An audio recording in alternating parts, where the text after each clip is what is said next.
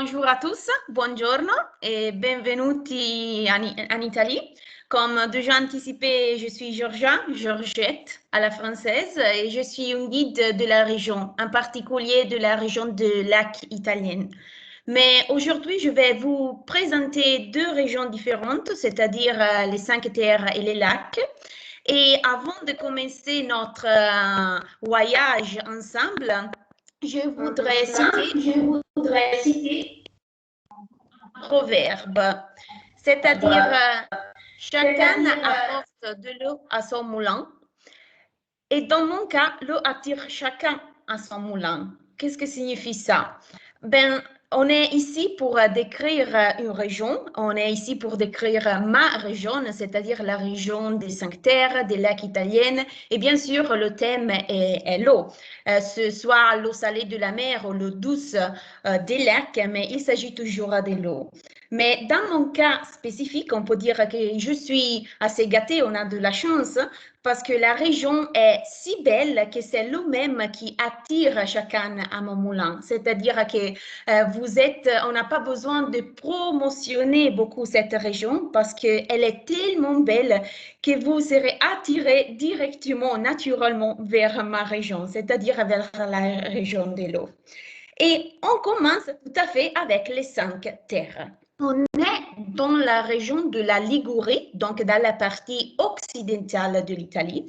Et les cinq terres sont cinq communes, cinq villages tout à fait.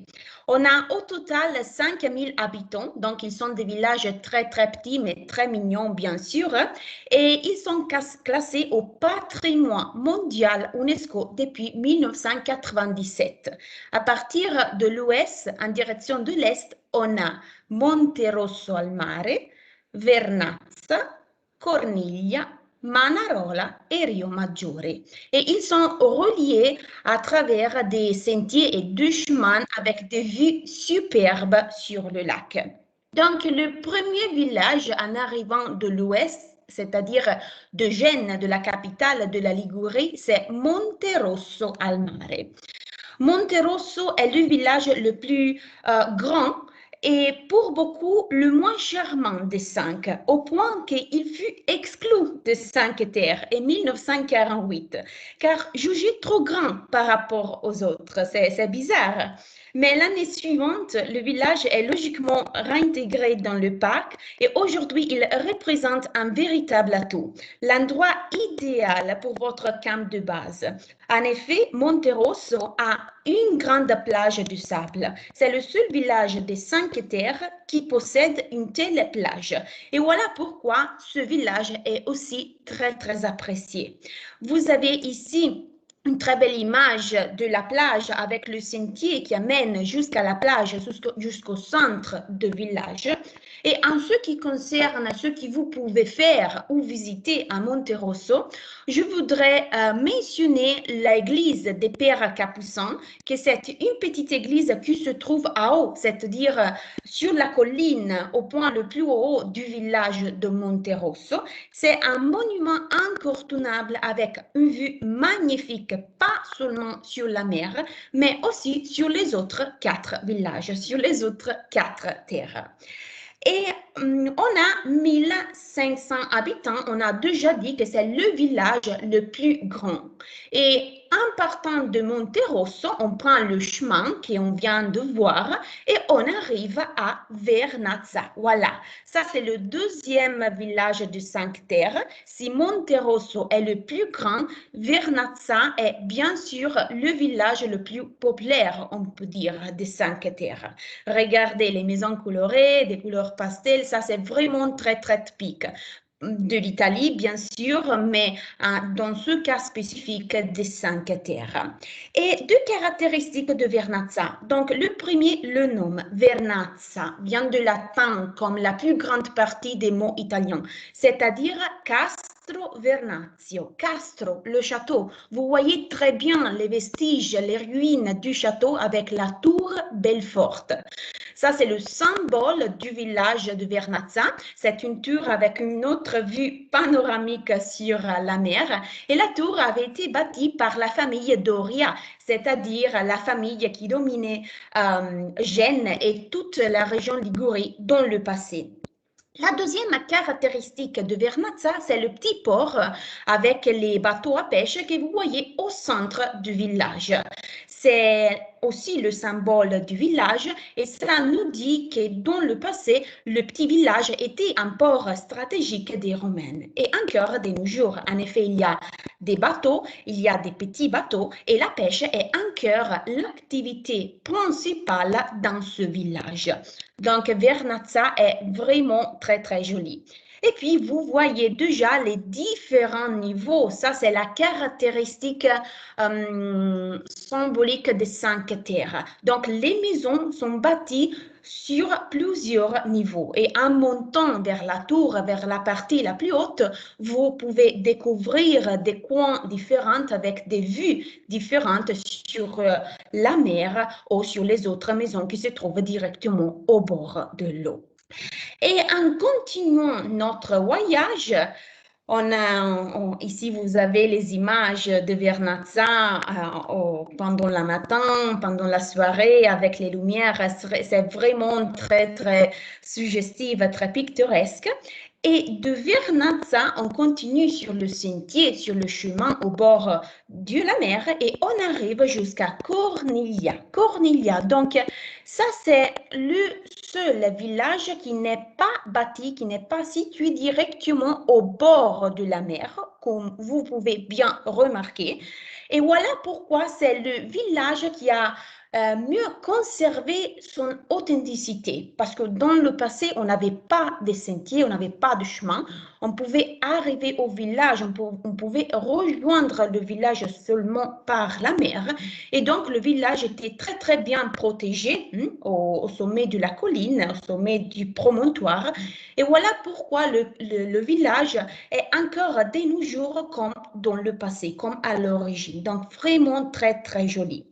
Et Cornelia est très connue pour l'escalier Lardarina. Dans l'image ici en bas sur la gauche, vous voyez ce petit trou ici au-dessous du village des maisons. Ça, c'est l'escalier qui, à partir de la mer, vous amène jusqu'au village. Il y a 382 marches, donc il y a beaucoup à marcher, bien sûr, mais la vue est magnifique. On peut aller vraiment très, très doucement en goûtant la vue, le paysage. Et vous direz, mais Georgia, il faut toujours monter. Oui, mais quand vous arrivez au village, vous avez des très, très jolies boutiques avec des petits produits locaux. Donc, vous pouvez faire une petite dégustation, peut-être avec un bon vin de la Ligurie. Donc, on peut dire que ça vale la peine. Et après Corneilla, on peut retourner directement au bord de la mer parce qu'on a le village de Manarola. Manarola est le village le plus petit de 5 terres et un des villages les plus photographiés de l'Italie, de toute l'Italie. Toujours avec les typiques maisons de couleur pastel, ça sont les maisons des pêcheurs. Vous savez que dans le passé, il y avait plusieurs pêcheurs, la plus grande partie des pêcheurs n'avaient pas le temps d'aller à l'école, d'étudier, donc ils ne savaient pas lire ou écrire.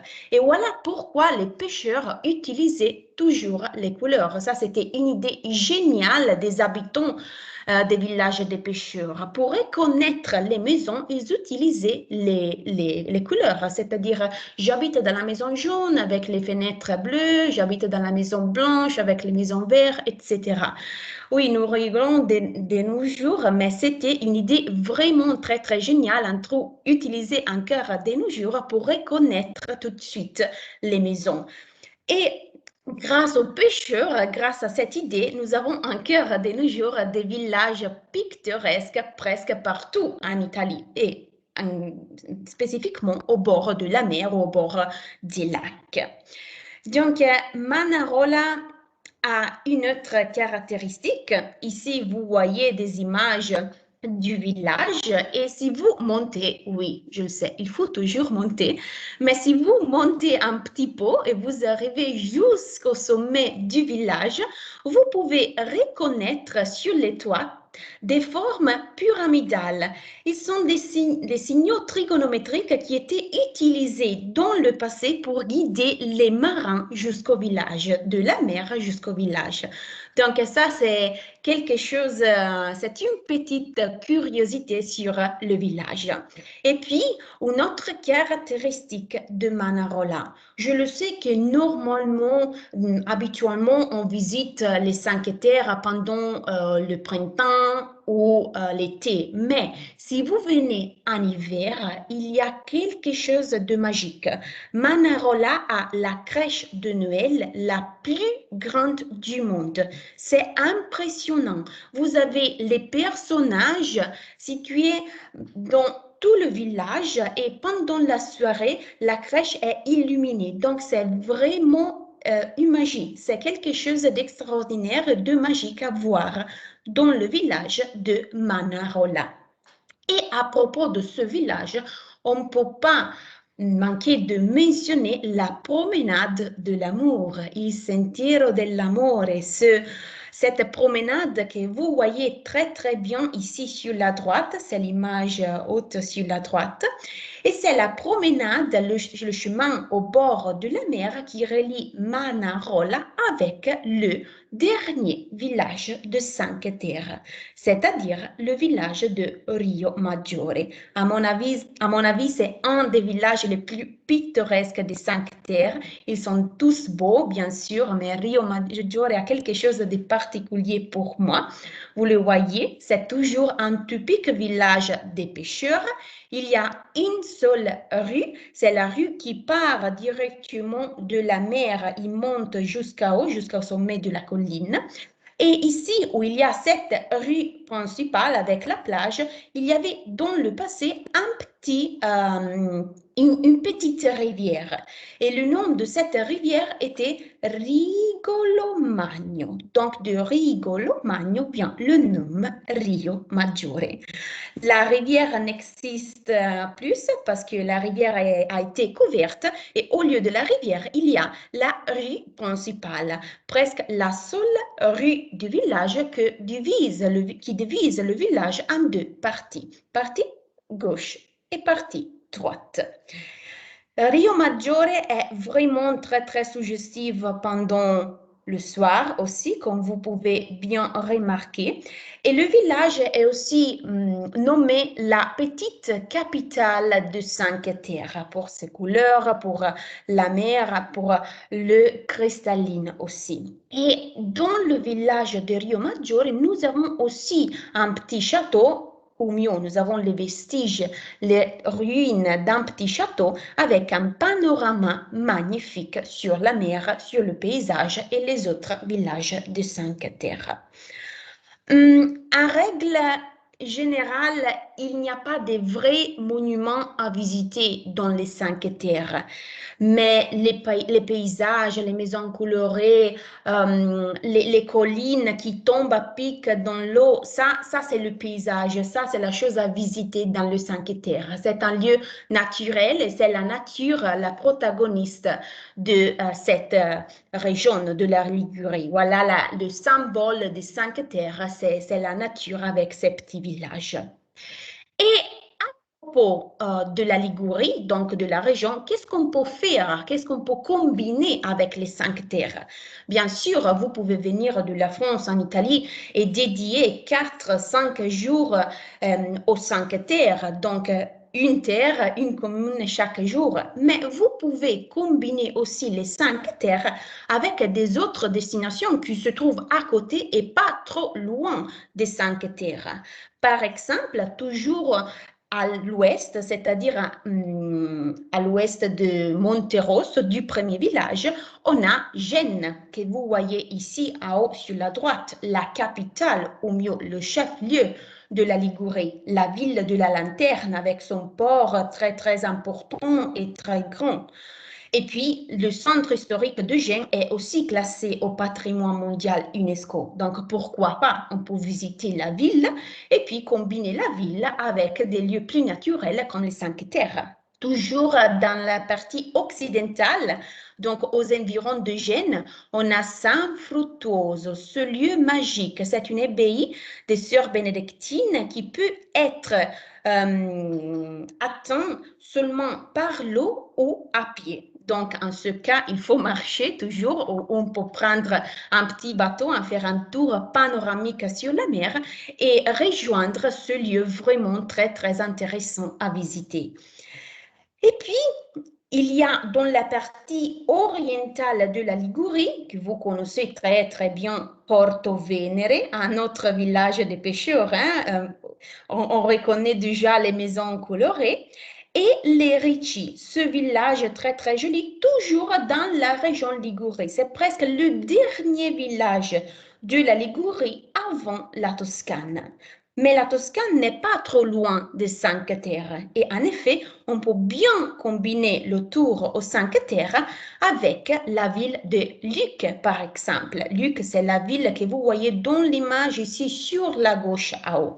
Lucques, c'est une des seules 5 villes italiennes encore de nos jours entièrement, complètement renfermé entouré par les remparts. Donc, c'est vraiment très, très unique. Et puis, pas loin du Luc, vous avez Carrara, connu dans tout le monde pour son marbre blanc. Donc, vous pouvez visiter les carrières aussi. Ou si vous voulez combiner la nature avec l'énogastronomie du lieu, pourquoi pas?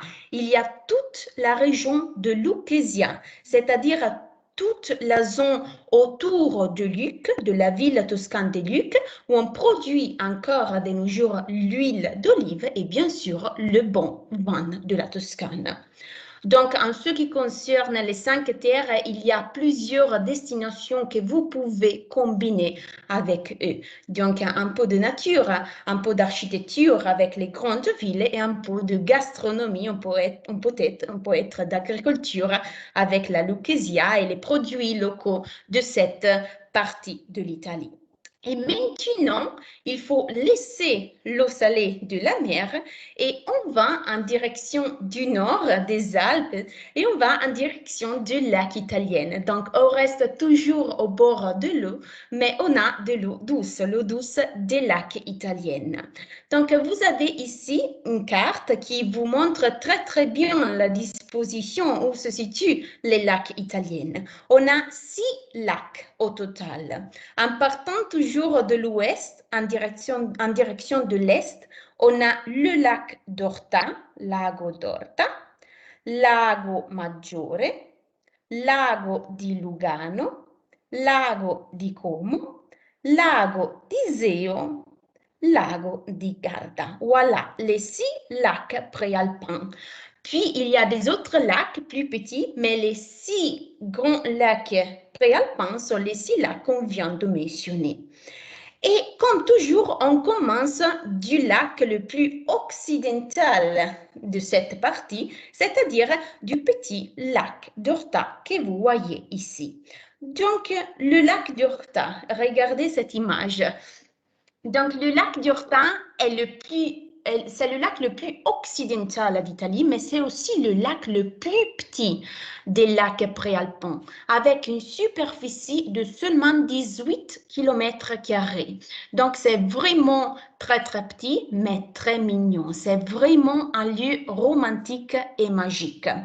Et assez naturel, on peut dire encore de nos jours. Il y a des villages, il n'y a pas de grandes villes, et il y a des réserves naturelles spéciales où on peut se promener en restant toujours dans la nature. Donc, c'est vraiment très, très joli.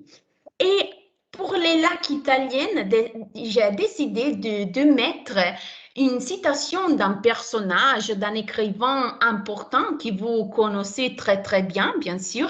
Chaque lac a une citation différente.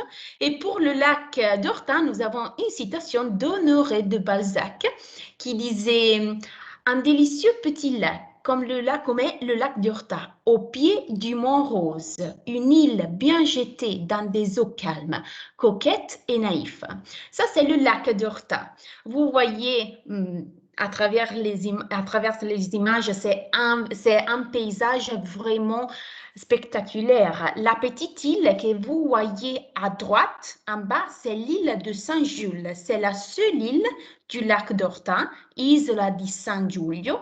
Le nom vient du premier habitant, Saint Jules, qui a bâti la basilique que vous voyez ici. Vous voyez le clocher de la basilique et cette basilique vaut la peine. C'est une basilique bâtie au XIe siècle, donc en style romain, et puis remaniée au XVIIe siècle en style baroque. Donc c'est une combinaison harmonique, magnifique des deux styles. Et le grand bâtiment que vous voyez au centre de l'île, c'est un monastère de sœurs bénédictines. Il s'agit de la communauté de sœurs bénédictines la plus grande d'Italie. Il y a 72 sœurs qui vivent encore de nos jours dans le grand bâtiment, dans le monastère ici sur l'île de Saint-Jules. Et puis, le nom du lac, Orta, vient du village que vous voyez ici sur la gauche en haut. Ça, c'est le village Orta San Giulio, en honneur du premier habitant de l'île, c'est-à-dire Saint Jules. Et ce village date du Moyen Âge. Donc, ça, c'est le typique village italien.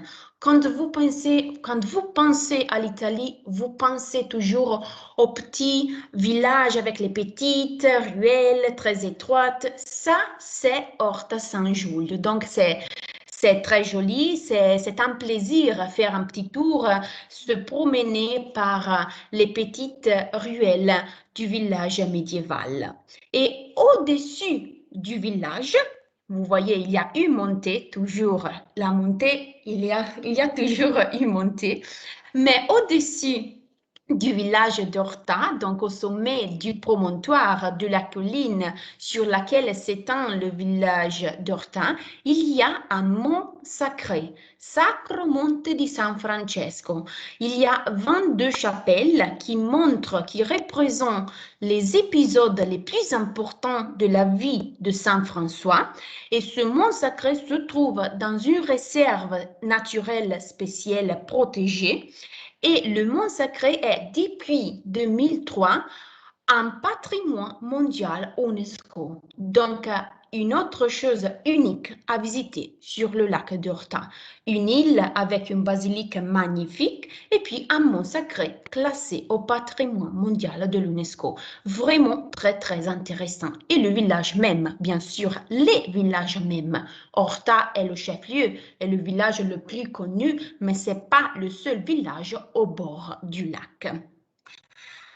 Et maintenant, il faut laisser le lac d'Horta et on continue notre voyage vers l'est et on arrive au lac Majeur. Bien, le lac Majeur est plus connu que le lac d'Horta. Le lac Majeur est aussi plus grand que le lac d'Horta. Le lac Majeur est le deuxième lac le plus grand d'Italie, après le lac du Garde. Et le lac Majeur est le lac le plus long d'Italie, avec une longueur de 66 km. 20% du lac, la partie haute, la partie nord, appartient à la Suisse, au canton du Tessin. Et 80% du lac, la partie sud, appartient à l'Italie.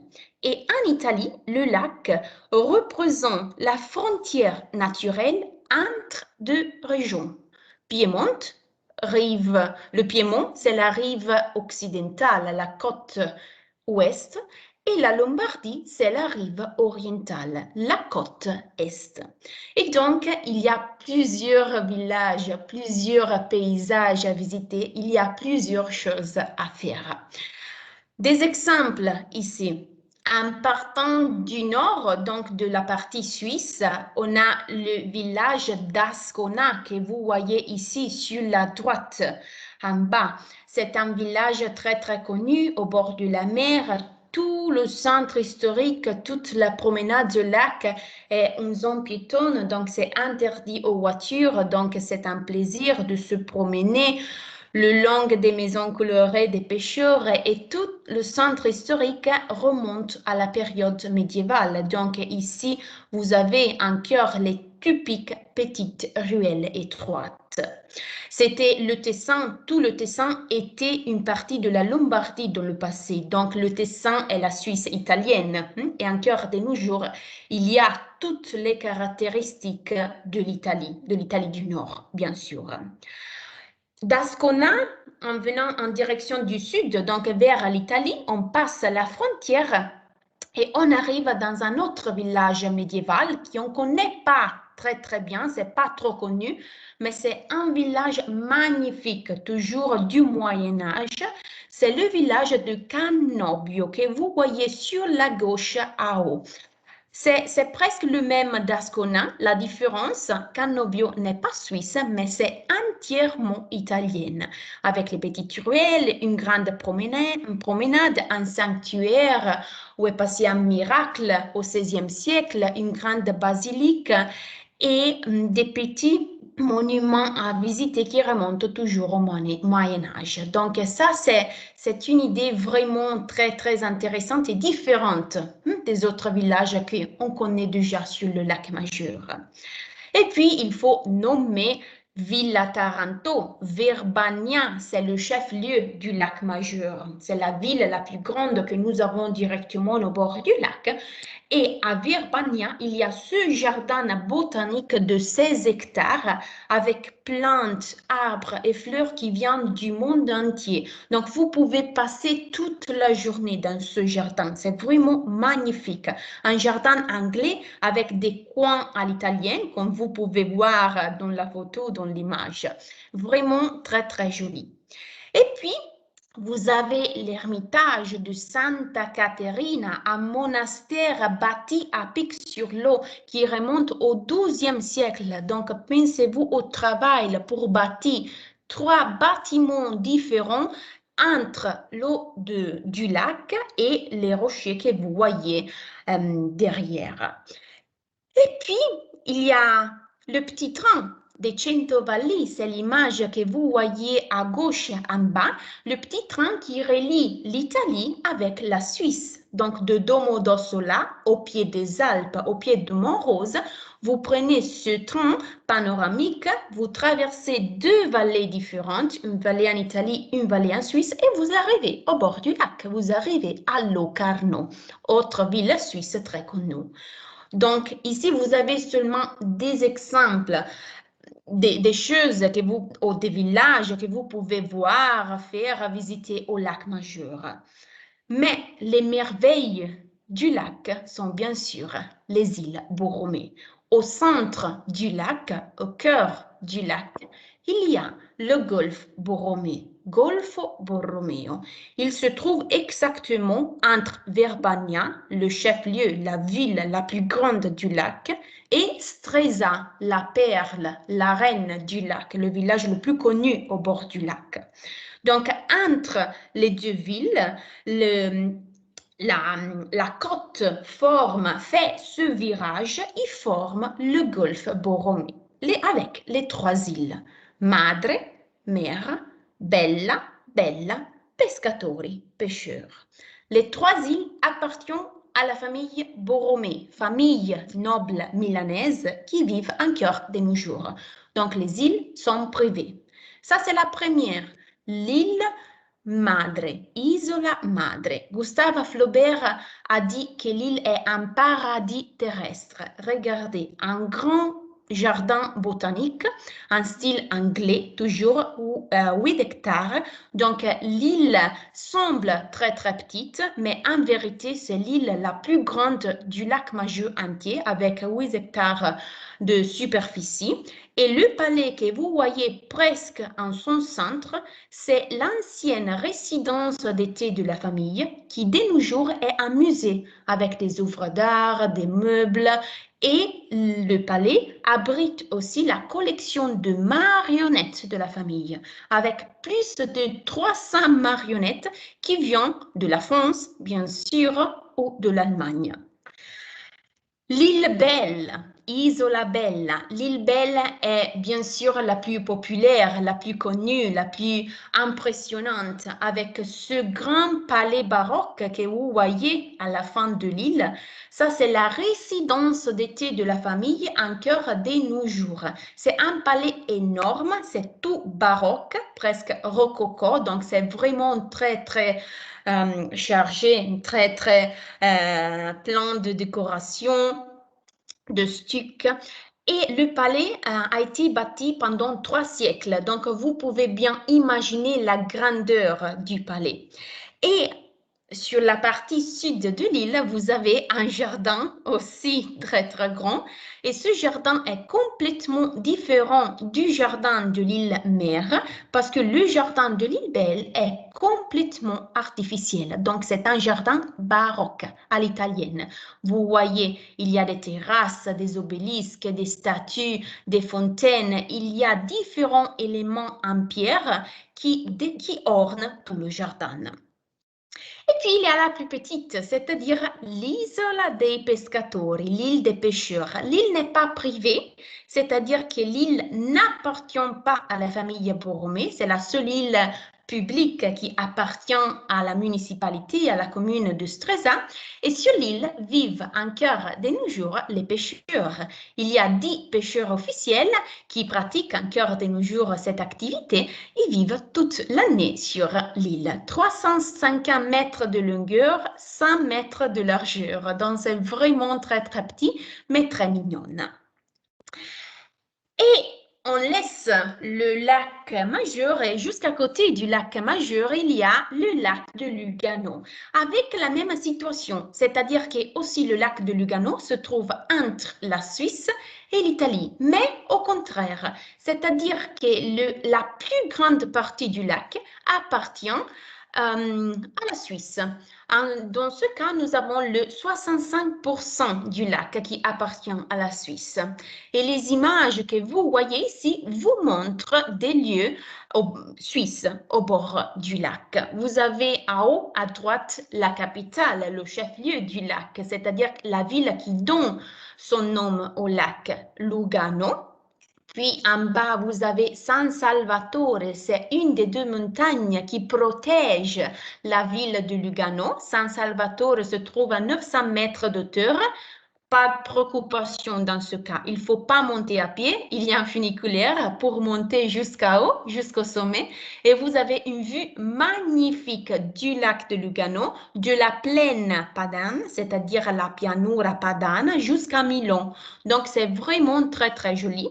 Et puis, vous avez 2 villages un peu plus petits de Lugano, donc tout à fait pas des grandes villes, des villages, c'est-à-dire Gandria, à gauche, en bas, un typique village des pêcheurs, et Morcote, qui se trouve à la fin d'un promontoire de la presqu'île qui se trouve directement au bord du lac du Lugano. Donc, des villages plus petits, mais très intéressants et entourés par la nature, qui sont très, très jolis à visiter. Bien sûr, le lac du Lugano est plus petit du lac Majeur, mais aussi beau comme le lac Majeur. Et en laissant le lac du Lugano, on arrive au lac de Côme. On va rejoindre le lac de Côme. Ça, c'est un des lacs les plus connus, les plus renommés, bien sûr. On l'appelle normalement le lac des Américaines. Vous savez, George Clooney a acheté une villa et donc aujourd'hui, il y a plusieurs Américains qui viennent visiter le lac de Côme pour voir où George Clooney a sa villa, sa résidence. Mais en vérité, il faudrait nommer ce lac le lac des villas, des grandes villas, parce qu'il y a un grand nombre de résidences, des bâtiments historiques et des villas, tout à fait. Ici, j'ai mis 4 images, 4 villas différentes qui sont presque les symboles du lac de Comme, c'est-à-dire la Villa del Barbianello. C'est une villa qui appartient au FAI. C'est une association italienne qui s'occupe de protéger la culture, l'environnement et les traditions italiennes. Donc, pour visiter cette villa, on a besoin par force d'un guide local. Et puis, il y a la Villa Melzieri avec un autre jardin en style anglais magnifique qui s'étend jusqu'au sommet de la colline, presque 7 hectares, donc très, très grand. Puis, il y a la plus connue Villa Carlotta, un autre jardin botanique romantique avec une collection de rhododendrons connus dans tout le monde. Et la villa au centre du jardin est de nos jours un musée avec des œuvres d'art de Canova, notre Canova, de Torsvalden, de Francesco Hayez, donc des artistes internationaux. Et puis, Villa Erba, qui se trouve pas trop loin de Com, donc du chef-lieu de lac de Com. Et c'est la villa où on a aussi enregistré différentes publicités, des films connus avec Georges Clooney aussi, et utilisés de nos jours pour des congrès et des conférences. Et donc, dans ce cas, nous avons une autre citation de Stendhal, que dire du lac de Com, sinon à plaindre les gens qui n'en sont pas fous. Le lac de Com est vraiment très, très joli et la caractéristique principale du lac est que le lac est très étroit.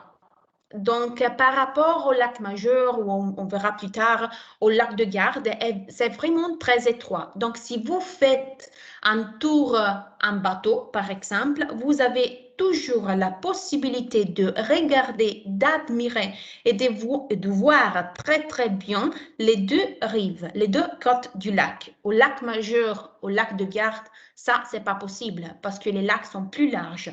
Mais ça, c'est la caractéristique du lac de Com. Il est étroit et voilà pourquoi on voit très, très bien du bateau les deux rives et donc les grandes villas bâties au bord du lac.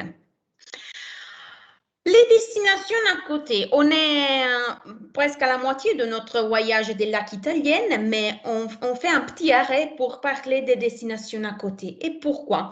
Parce que les 4 lacs qu'on vient de voir, Orta, Maggiore, Lugano et Como, ils se trouvent à une centaine de kilomètres l'un des autres. Donc, normalement, on combine déjà les 4 lacs. On peut faire 2 jours au lac Majeur, un jour, ça suffit pour le lac d'Orta, un jour au lac des Coms. Donc, et ce n'est pas nécessaire de visiter tous les lacs qu'on vient de voir. Mais on peut bien sûr combiner les lacs, donc la nature, le paysage des lacs, avec des grandes villes ou avec des choses, des paysages différents. Donc, à propos de grandes villes, vous savez très, très bien qu'entre le lac Majeur et le lac des Coms, par exemple, il y a Milan. Grande ville, capitale de la Lombardie, avec sa cathédrale gothique magnifique. Pas loin de Com, à une demi-heure de Com, il y a Bergamo, avec la ville haute, qui c'est le centre historique classé aussi au patrimoine mondial de l'UNESCO. Et puis, à 1 heure à peu près du lac Majeur, il y a la capitale, le chef-lieu du Piémont, c'est-à-dire la ville de Turin, ville royale avec ses châteaux, ses palais, avec le Pô. Donc, c'est vraiment très, très intéressant. Et en restant dans le thème de la nature, nous avons aussi des régions viticoles, c'est-à-dire les collines novaresi, Novara, avec le bon vin rouge comme le Nebbiolo. Donc, on peut organiser une dégustation, pourquoi pas. Nous avons le Monferrato, avec le Spumante, le Moscato, le vin doux, le vin de femme, on l'appelle en Italie. Et puis, il y a aussi les rizières. Versailles, le risotto est un typique plat de la région, des régions Piémont et Lombardie. Le triangle du riz est entre la région Lombardie et la région Piémont, et l'Italie est le premier producteur européen du riz. Donc ça, c'est une petite curiosité, mais ça fait partie de notre culture, de notre tradition. C'est un des produits qu'on cultive encore de nos jours. Donc c'est quelque chose d'intéressant à découvrir, à apprendre et puis, bien sûr, à déguster aussi. Et en parlant des paysages et de la nature, on ne peut pas manquer de mentionner Zermatt et Macugnaga. Zermatt, c'est le village suisse, localité de ski suisse très très connu à niveau mondial parce que se trouve au pied du Cervin, donc avec une vue magnifique sur le Cervin, mais toujours au lac Majeur, à 30 km du lac Majeur, nous avons le mont Rose, Monte Rosa. Donc, le deuxième mont le plus haut d'Europe, vous le voyez très, très bien ici, sur la gauche, au centre. Ça, c'est la paroi est du mont Rose, c'est-à-dire la paroi la plus haute d'Europe. Et ça, c'est le petit village de montagne Macugnaga, la perle du Mont Rose. C'est un typique village de montagne. C'est presque le même de Zermatt, mais ce n'est pas en Suisse, c'est encore en Italie. Et on peut le rejoindre en 1 heure de voiture. Donc, c'est vraiment très, du lac Majeur, bien sûr. Donc, c'est vraiment très, très pratique. Donc, si vous voulez rester dans la partie occidentale des lacs, voilà, vous avez les lacs, vous avez 4 lacs et vous avez plusieurs destinations à côté. Et maintenant, on continue. On a encore 2 lacs à voir.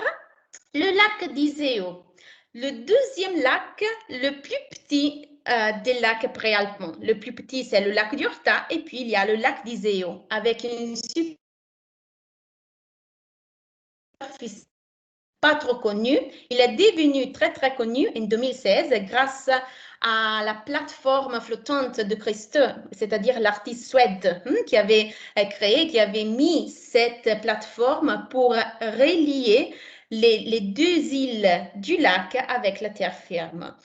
Donc, ça, c'est une des 2 îles. Ça, c'est l'île Monte Isola. Monte, montagne, mont, isola, île. Ça, c'est l'île lacustre la plus grande d'Europe. Et l'autre île, c'est l'île que vous voyez ici, c'est la petite île de Loreto. C'est une île privée. Donc, c'est une famille milanaise, Beretta, qui possède la villa, presque le château que vous voyez ici sur l'île, et la famille possède l'île entière. Et l'image que vous voyez ici représente Peschiera, c'est-à-dire le village le plus grand sur l'île Monte Isola, c'est-à-dire ce village ici. Le lac d'Iseo est un lac naturel. Il y a des petits villages, il y a pas de grandes villes, mais on peut très très bien apercevoir et apprécier la tranquillité, la calme du lac et le calme du lac encore de nos jours. Donc c'est vraiment une expérience particulière et presque unique par rapport aux autres lacs qui sont plus connus et plus visités, bien sûr. Et puis, on arrive à côté du lac d'Iseo au lac le plus grand d'Italie, c'est-à-dire le lac de Garde. Le lac de Garde a une superficie de 370 km². Pensez-vous, ici en Italie, on l'appelle le lac marron parce que c'est si grand qu'il semble la mer, donc le lac marron. Et le lac de Garde possède aussi des villages très, très jolis. Ça, c'est la caractéristique la plus belle du lac de Garde, c'est-à-dire pas le paysage, parce que bien sûr, le paysage est très, très beau, mais il y a des lacs avec des paysages plus beaux, à mon avis. Mais chaque village du lac de Garde possède une forteresse qui protège le village même. Et ça, c'est la caractéristique du lac. Dans chaque village, vous avez une forteresse qui appartenait à la famille des Scaligères, la famille qui dominait à Vérone aussi. Donc, c'est quelque chose de particulier. Vous voyez sur la droite la perle, la reine de Riva du lac de Garde, c'est-à-dire Sirmione. C'est un village qui s'étend sur une presqu'île. Vous voyez très bien dans la deuxième image la presqu'île, 4 km de longueur, avec le château au début, à protection. Et au fond, donc tout au fond de la presqu'île, directement au bord du lac, vous avez la ville de Catouille, de Catullo, écrivant latin. Et ça, c'était la villa où il vivait. On peut visiter aussi la villa. Il y a les restes, les ruines, les vestiges de la villa. Et puis, de Sirmione, qui se trouve au point le plus au sud du lac, au mont nord, et on arrive à la moitié du lac où il y a Malcesine, et de Malcesine on peut prendre le funiculaire, la télécabine, pour monter jusqu'au Monte Baldo. Et du mont, il y a une vue magnifique, pas seulement sur le lac, mais aussi sur les Alpes. On a la vue jusqu'au mont Rose du lac Majeur, donc c'est exceptionnel. Et tout au nord, tout au bout du lac de Garde, il y a Riva del Garda, la petite capitale du lac. Donc, ça sont les villages les plus jolis à visiter sur le lac, mais puis il y a aussi Salò, Gardone, dans la rive, dans la côte occidentale, Lazise et Bardolino avec les vents sur la côte orientale. Donc, il y a plusieurs villages, comme toujours, à visiter. Et dans ce cas, nous avons une citation de Virgile. Et toi, Benacus, Benacus, c'est le nom latin du lac de Garde, dont les flots se soulèvent et grondent comme une mer. Voilà, le lac marin. On vient de dire cette petite chose. Donc, les destinations à côté, si on combine le lac d'Iseo avec le lac de Garde, on peut mettre des autres choses. On peut visiter des autres villes, les villes. Donc, il y a toutes les grandes belles villes de la région Vénétie, Venise, Padoue, Vérone, ou vers l'est, vers l'ouest, on peut visiter aussi Trente, Mérin. Et puis, il y a toute la région naturelle, les Dolomites, donc les grandes montagnes en direction de l'eau Adige. Et puis, il y a aussi la gastronomie, ou encore mieux, les régions viticoles, parce que la Vénétie, donc la région Vénétie, et en particulier toute la région, toute la zone autour du lac de Garde est vraiment très, très connue et très importante pour la production du vin. Donc, vous avez le Franciacorta qui se trouve entre le lac d'Iseo et le lac de Garde où on produit le spumante. Donc, c'est un vin pétillant qui semble le champagne, mais ce n'est pas le champagne, on ne touche pas le champagne. Et puis, il y a le Val d'Obbiadene, c'est la région du Prosecco, que c'est un spumanté, donc un vin pétillant un peu plus doux. Et puis, il y a le Val Policella avec le grand vin rouge Amarone.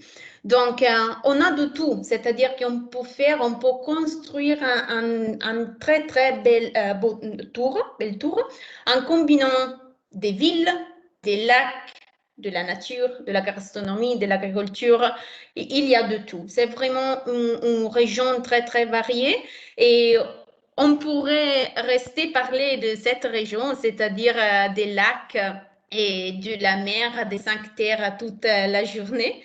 Mais je ne voudrais pas vous ennuyer et j'espère de vous dar la bienvenue ici directement sur place, aux 5 terres ou au lac Majeur, au lac de Garde, donc dans la région des lacs préalpins. Donc,